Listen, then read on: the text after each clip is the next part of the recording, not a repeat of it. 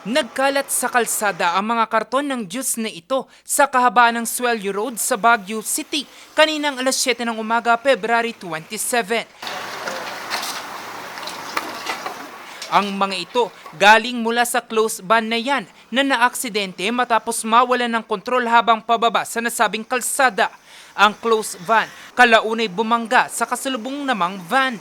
Ayon sa driver ng van na si Aljun, nagpagewang-gewang na raw ang truck habang pababa sa kalsada nang matumba at mabangga sila nito. Pauwi ako, nakita ko na yung truck na nandun sa taas. Ang bilis na, gumigiwang na.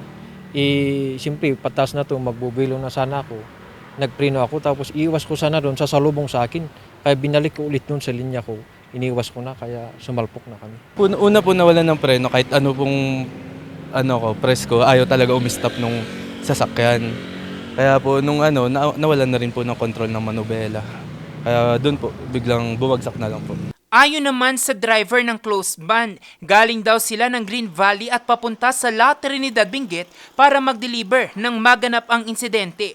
Basag ang harapan ng van pero ipinagpapasalamat ni Aljun na hindi nasugatan ang kanyang 4 na taong gulang na anak. Sugatan naman ang 3 pahinante at driver ng closed van. Yung damage po talaga, 2 po.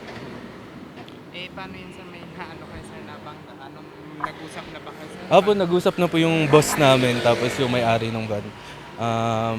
Mag-aayos na lang po.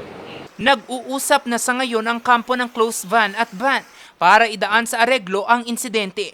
Nagpapatuloy naman ang investigasyon ng Baguio City Police Office. Ito na ang ika-157 kaso ng vehicular incident na naitala sa Baguio City simula Enero ngayong taon. Jose Robert Inventor, RNG News.